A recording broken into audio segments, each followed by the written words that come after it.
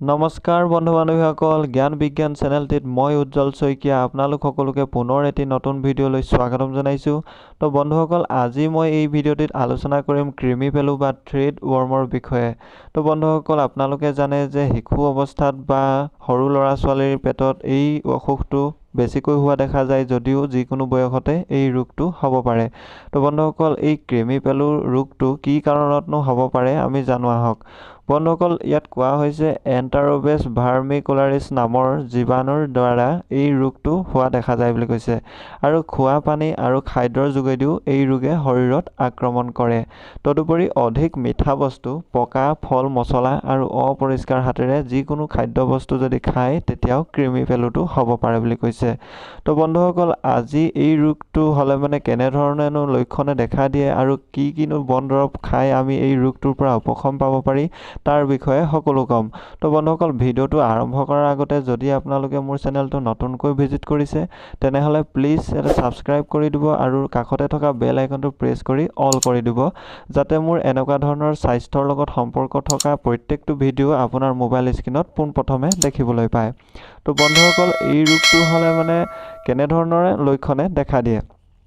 বন্ধুসকল এই ৰোগটো হ'লে টোপনিত দাঁত কৰচে বুলি কৈছে, নাক খজুৱাই, শৌচ দুৱাৰ পিৰপিৰাই, শৌচ কঠিন হয়, টোপনি কমে, টোপনিত প্ৰস্ৰাৱো হয়, মিঠা বস্তু খাবলৈ ইচ্ছা হয়, আঙুলিৰ বিষ হয়, গাঁঠি উখহি যায়, জিভাৰ পানী ওলাই থাকে আৰু ৰক্তহীনতায়ো দেখা দিব পাৰে বুলি কৈছে। বন্ধুসকল এই কৃমি পেলু বা থ্ৰেড ৱৰ্ম হ'লে কেনেধৰণৰনো ঘৰুৱা চিকিৎসা ল'ব পাৰি বা কেনেধৰণৰ বন দৰৱ খুৱাই এই ৰোগৰ পৰা উপশম পাব পাৰি তাৰ বিষয়ে ইয়াত উল্লেখ কৰি দিছে। মই আপোনালোকক এটা এটাকৈ কৈ গৈছোঁ। তো 1 নম্বৰতে কৈছে নেমুৰ গুটি 5টা খুন্দি পানীৰ সৈতে খালী পেটত খালে কৃমি সহজে মৰে বুলি কৈছে। 2 নম্বৰত কৈছে জালুক এটা, বিলাহী এটা আৰু সামান্য নিমখ পিহি একেলগে দিনে দুবাৰকৈ খালে কৃমি সহজে নাশ হয় বুলি কৈছে। 3 নম্বৰত দিছে আম গুটিৰ চূৰ্ণ 2 চামুচৰ লগত অলপ গৰম পানী মিহলি কৰি তাত দৈ দি ৰাতিপুৱা আৰু ৰাতি শোৱাৰ আগতে খালে কৃমি সহজে মৰে বুলি কৈছে। 4 নম্বৰত কৈছে 8টা 10টা মান অমিতা গুটি খুন্দি অলপ পানীত মিহলি কৰি একেৰাহে 15 দিন খালে কৃমি নাইকিয়া হয় বুলি কৈছে। 5 নম্বৰত দিছে 5 ফুটা নহৰুৰ লগত আধা কাপ গাখীৰ সিজাই খালে কৃমি মৰে বুলি কৈছে। অকণমান খোৱা হিং পানীত গুলি খোৱালে কৃমি নাশ হয় বুলি কৈছে। 7 নম্বৰত দিছে দিনে 4 চামুচকৈ আমলখিৰ ৰস 4-5 দিন একেৰাহে খালে কৃমি নাইকিয়া হয় বুলি কৈছে। 8 নম্বৰত দিছে মাটি কঁঠালৰ কুঁহিপাত পিহি তাৰ ৰস 12 গ্ৰাম ৰাতিপুৱা সুদা পেটত 3 দিন খাব লাগে বুলি কৈছে। 9 নম্বৰত দিছে নহৰু 8-10 ফুটামান পিহি এচামুচ মাখনৰ সৈতে খালে এই ৰোগৰ পৰা উপকাৰ হয় বুলি কৈছে। 10 নম্বৰত দিছে টুবুকি লতাৰ পাতৰ ৰস নাইবা পিঁয়াজৰ ৰস 12 গ্ৰামকৈ খোৱালে শিশুৰ কৃমি মৰে বুলি কৈছে। 11 নম্বৰত দিছে নাৰিকল এফাল মিহিকৈ চুৰুকি বা ৰুকি ৰাতিপুৱা সুদা পেটত খাব লাগে বুলি কৈছে। 12 নম্বৰত দিছে 1 গ্ৰাম গুড়ত আধা গ্ৰাম কেঁচা হালধিৰ ৰস মিহলি কৰি খোৱালে শিশুৰ কৃমি নাশ হয় বুলি কৈছে। 13 নম্বৰত দিছে যিকোনো ঔষধ খোৱাৰ আগত এটুকুৰা গুড় খালে কৃমি নহয় বুলি কৈছে। 14 নম্বৰত দিছে 2 টোপাল ধতুৰা পাতৰ ৰসৰ লগত 5 চামুচ ঘোল মিহলি কৰি খাব লাগে বুলি কৈছে।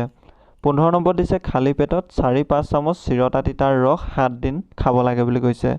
বন্ধুসকল আপোনালোকে নিশ্চয়কৈ জানিলে যে কৃমি বা থ্ৰেড ৱৰ্ম হ'লে কেনেধৰণৰ বন দৰৱ খুৱাই এই ৰোগ উপশম কৰিব পাৰি। তো বন্ধুসকল এই ৰোগ হ'লে মানে কি খাব লাগে বা কি খাব নালাগে তাকো ইয়াত উল্লেখ কৰি দিছে।